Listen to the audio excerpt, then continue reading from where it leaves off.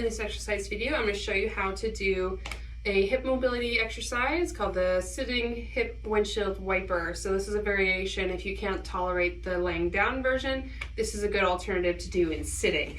So what you're going to do is get yourself sitting right at the edge of a chair.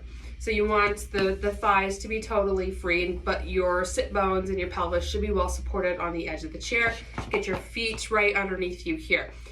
Now, keep nice tall posture, maybe a little bit of light engagement of your core to make sure that your torso, trunk, and pelvis stay in neutral and don't do a whole lot of movement. And then what you're going to do is gently let both knees fall to one side. You should feel a little bit of a stretch on the outside or back side of the knee that's falling in. You might feel a little inner thigh stretch on the knee that's falling out.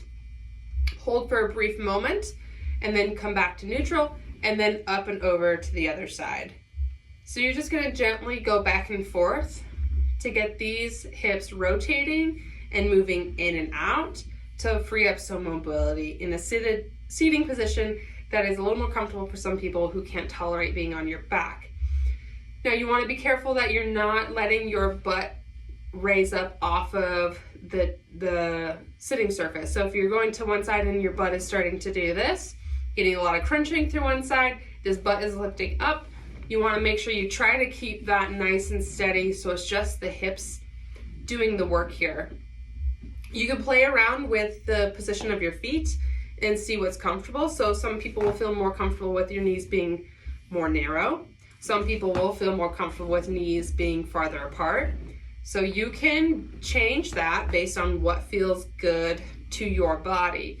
Biggest thing again, nice tall posture, core engagement, trunk, pelvis, and everything else stays neutral. The knees are doing the work.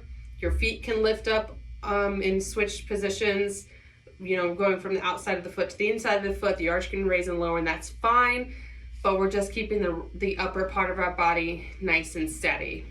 You want to make sure you're going slow and controlled with these motions, so we don't want it to be super fast and uncontrolled.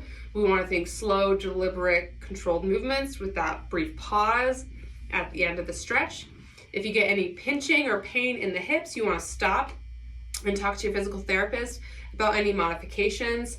But you can always try a slightly higher, slightly lower surface to see if that makes any difference.